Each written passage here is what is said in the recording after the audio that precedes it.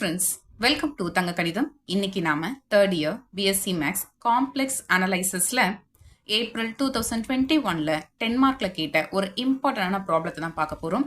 இப்போ இந்த கொஸ்டின் பாருங்க. Show that integral over C modulus of z square dz equal to -1 plus I where C is a square with the vertices O of 0, 0, A of 1, 0, B of 1, 1 and C of 0, 1.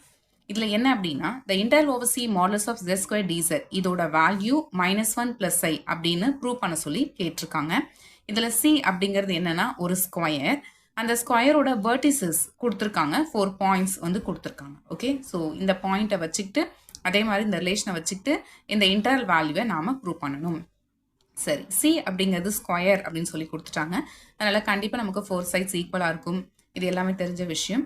சரி, இப்போ இதை நம்ம draw பண்ண ஆரம்பிக்கலாம். First இந்த மாதிரி நான் X and Y access வந்து எடுத்துக்கிறேன். எக்ஸ் ஆக்சஸ், ஒய் ஆக்சஸ், இந்த பாயிண்ட்டு 0, 0 இது ஆரிஜின். இந்த 0, 0 பாயிண்ட் வந்து கொஸ்டினில் ஓ அப்படின்னு கொடுத்துருக்கறனால இதுக்கு நேம் வந்து நான் ஓ அப்படின்னு கொடுத்துக்கிறேன். நெக்ஸ்ட்டு இங்கே வந்து 1 எடுக்கலாம். இங்கே நெக்ஸ்ட் என்ன வரும், இங்கே 2, அதுக்கப்புறம் 3, இங்கே 4, அது மாதிரி போயிட்டே இருக்கும். அதே மாதிரி இந்த இடத்துலையும் இது 1, அதாவது 1 யூனிட் தள்ளி ஒரு பாயிண்ட்டு, நெக்ஸ்ட்டு 2, 3, 4 அப்படின்னு போயிட்டே இருக்கும். பட் நமக்கு இந்த பாயிண்ட்டே போதும் அப்படிங்கிறதுனால இதோட நம்ம ஸ்டாப் பண்ணிக்கிறோம். இந்த பாயிண்ட் என்ன அப்படின்னா எக்ஸ் ஆக்சஸில் 1 யூனிட் டிஸ்டன்ஸ் இருக்குது, பட் ஒய் ஆக்சஸில் மூமெண்ட்டே இல்லை. அப்போ இது என்னது 1, 0. நெக்ஸ்ட்டு எக்ஸ் ஆக்சஸில் 1 யூனிட், இதிலேருந்து ஒய் ஆக்சஸ் 1 யூனிட், அப்போ இங்கே இருக்கும் அந்த பாயிண்ட், அது 1, 1. நெக்ஸ்ட்டு எக்ஸ் ஆக்சஸில் 0, ஒய் ஆக்சஸில் 1 அப்படின்னா அது இந்த பாயிண்ட், இது 0, 1. இப்போ அவங்க நேம் வந்து கொடுத்துருக்காங்க இல்லையா, அதை வந்து எழுதிக்கலாம். 1, 0க்கு ஏ அப்படின்னு நேம் கொடுக்கணும். ஸோ இங்கே தான் இருக்குது 1, 0, இதுக்கு நாம் ஏ அப்படின்னு கொடுத்துக்கலாம். நெக்ஸ்ட்டு பி ஆஃப் 1, 1, அப்போ இந்த பாயிண்ட்டு பி. நெக்ஸ்ட்டு 0, 1 பாயிண்ட்டோட நேம் சி அப்படின்னு கொடுத்துருக்காங்க. ஸோ இதை போட்டுக்கிட்டோம். இந்த எல்லா பாயிண்ட்ஸையும் ஜாயின் பண்ணிட்டோம் அப்படின்னா அந்த ஸ்கொயர் ஷேப் நமக்கு கிடச்சிடுது. ஓகேங்களா? ஸோ இப்போ இந்த ஃபுல் க்ளோஸ்டு கர்வ் இருக்கு இல்லையா, அதாவது OA plus AB plus BC plus CO, இந்த ஃபுல் க்ளோஸ்டு கர்வ் இருக்கு இல்லையா, இதுதான் என்னென்னா சி. அப்போ சி அப்படிங்கிறத எப்படி எழுதிக்கலாம் அப்படின்னா OA plus AB plus BC plus CO, இதுதான். ஓகே, அப்போது இந்த இன்டர்வல் ஓவர் சியை எப்படி எழுதிக்கலாம் அப்படின்னா interval over OA plus interval over AB plus interval over PC plus interval over CO, இந்த மாதிரி நம்மளால் எழுதிக்க முடியும். சரி, அப்போ இதுக்கு செப்பரேட்டாக நம்ம இன்டர்வல் வேல்யூஸ்லாம் ஃபைண்ட் அவுட் பண்ணிவிட்டு ஃபைனலாக எடுத்து இதில் சப்ஸ்டியூட் பண்ணும்போது நமக்கு இன்டர்வல் ஓவர் சி வேல்யூ கிடச்சிடும். சரி, இப்போ கொஸ்டினில் என்ன கொடுத்துருக்காங்க, integral over C modulus of z square dz இல்லையா, இது கொடுத்துருக்காங்க இல்லையா. ஸோ இந்த வேல்யூ தான் -1 + I அப்படின்ட்டு நாம் ப்ரூவ் பண்ணணும். ஸோ அதுக்காக நான் என்ன பண்ண போகிறேன்னா let z equal to x plus iy அப்படின்னு எடுத்துக்கலாம். ஏன்னா z அப்படிங்கிறது ஒரு காம்ப்ளெக்ஸ் நம்பர். அப்போ அதில் கண்டிப்பாக ஒரு ரியல் பார்ட் இருக்கும், இமேஜினரி பார்ட் இருக்கும். அதுக்கு நான் நேம் வந்து எக்ஸ் அண்ட் ஒய் அப்படின்னு கொடுத்துருக்கேன்.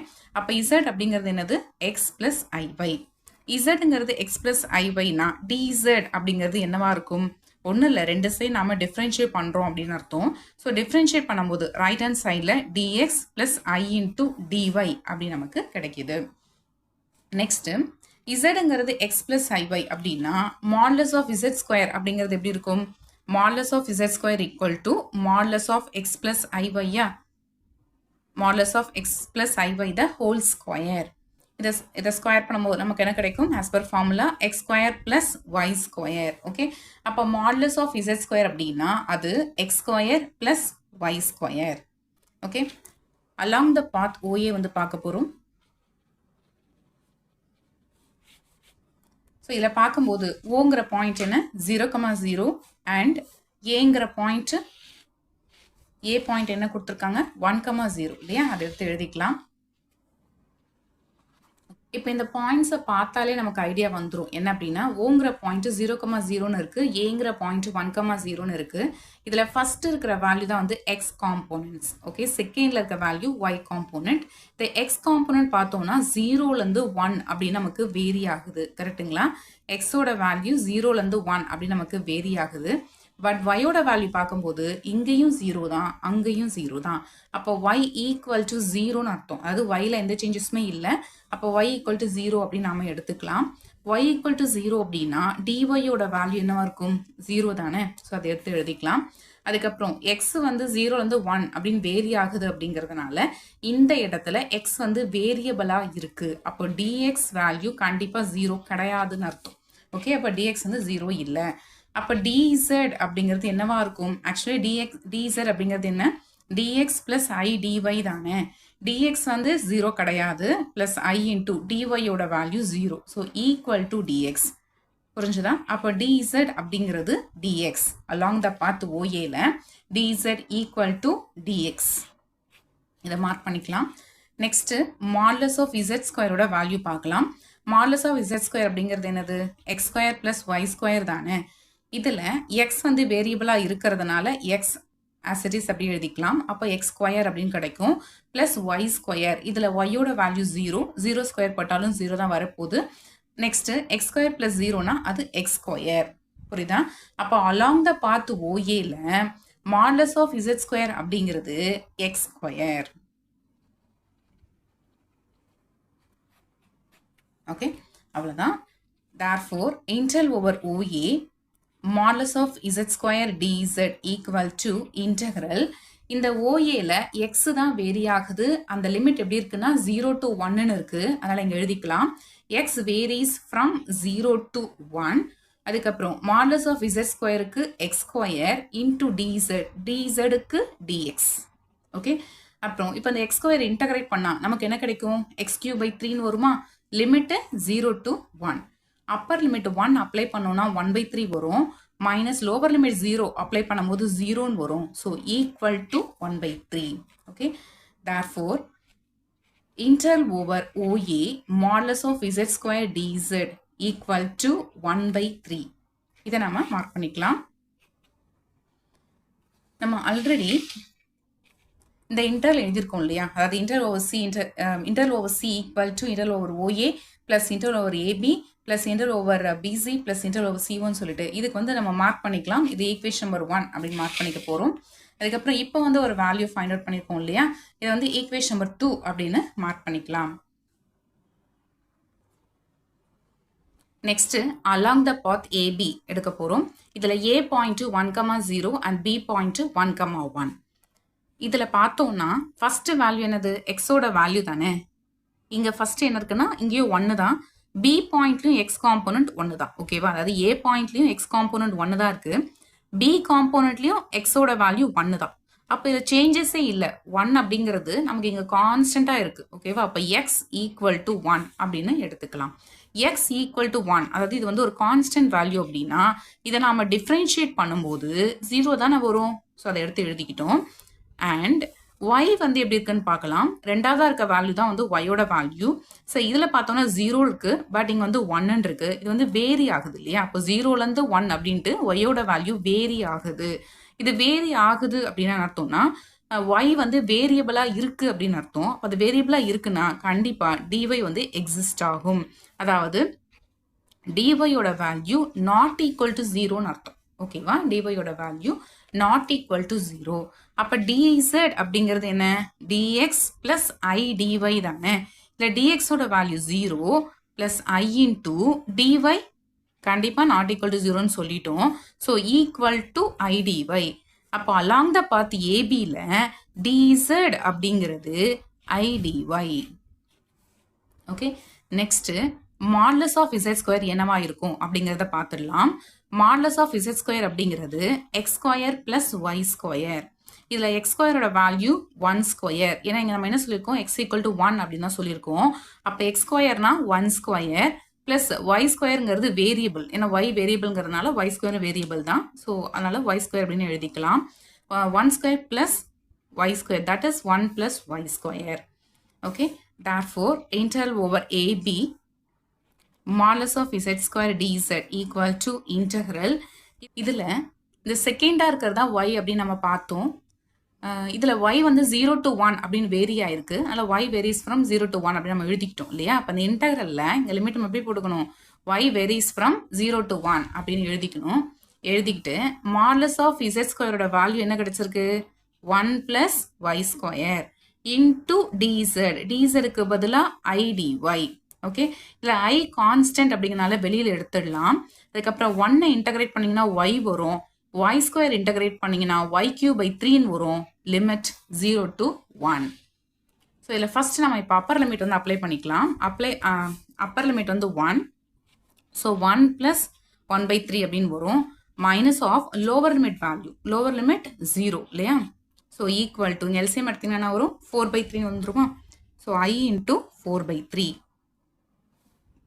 இது நம்மளோட third equation. Next along the path, first OA முடிச்சிட்டோம், AB, நெக்ஸ்ட் BC இல்லையா? along the path BC. B point எப்படி இருக்கு அப்படின்னா 1,1 அப்படின்னு இருக்கு, அண்ட் C பாயிண்ட் 0,1 அப்படின்னு இருக்கு. சரி, இதுல ஃபர்ஸ்ட் இருக்கிறது நமக்கு எக்ஸோட வேல்யூ. அதாவது ஒரு பாயிண்ட்ல ஃபர்ஸ்ட் வேல்யூவா இருக்கிறது எக்ஸ் காம்போனன்ட் வேல்யூ. ஸோ இதுல வந்து 1 இருக்கு, இங்க வந்து 0 இருக்கு. அப்போ எக்ஸ் வேரிஸ் ஃப்ரம் 1 to 0. கரெக்டா? X varies from 1 to 0. இது 1 to 0 அப்படின்னா கண்டிப்பா dx வந்து நாட் ஈக்குவல் டு 0ன்னு அர்த்தம். ஏன்னா எக்ஸ் வந்து வேரியபிளா இருக்கு, அதனால dx வந்து கண்டிப்பா எக்ஸிஸ்ட் ஆகும். அதே மாதிரி அது எப்படி இருக்கணும்? நாட் ஈக்குவல் டு 0வா இருக்கும். நெக்ஸ்ட் ஒய் வேல்யூ எப்படி இருக்குன்னு பார்க்கலாம். ஒய் வேல்யூ இங்கேயும் 1, இங்கேயும் 1. அப்போ ஒய் வேல்யூ அப்படியே கான்ஸ்டன்டா நமக்கு 1 அப்படின்னு தான் இருக்கு. So y equal to 1.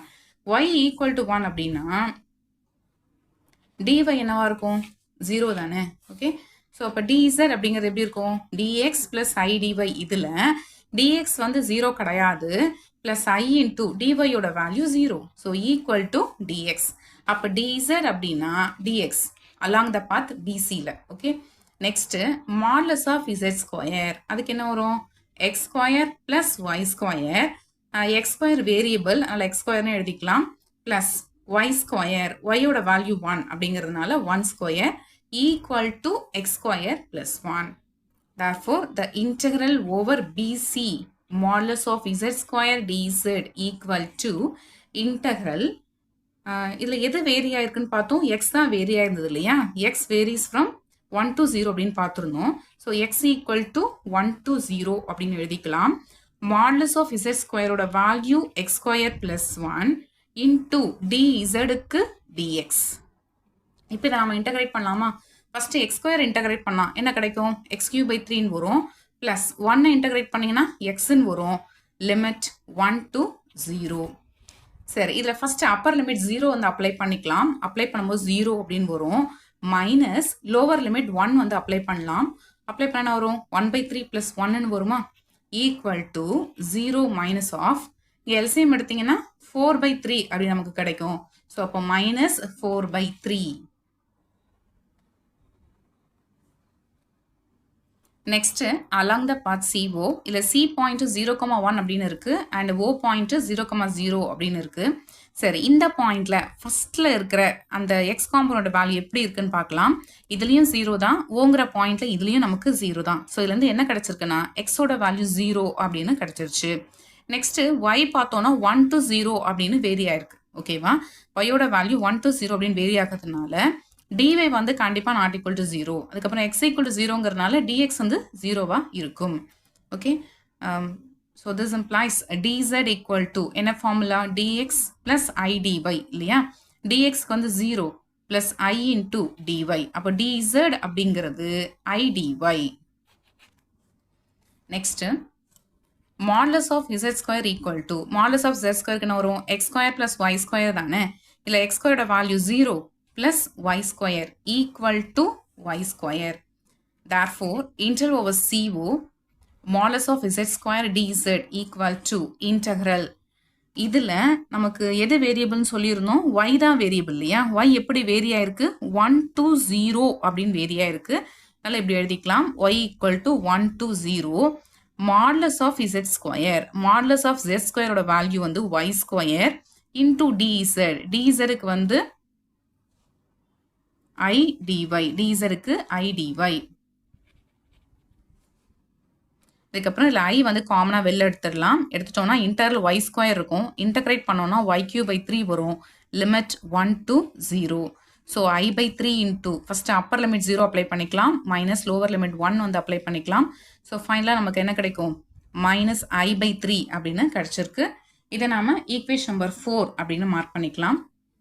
இல்லை ஆல்ரெடி நமக்கு along the path BCல ஒரு வேல்யூ வந்து ஃபைண்ட் அவுட் பண்ணியிருந்தோம் இல்லையா, அதுதான் வந்து ஈக்குவேஷன் நம்பர் 4. இது வந்து ஈக்குவேஷன் நம்பர் 5 அப்படின்னு மார்க் பண்ணிக்கலாம்.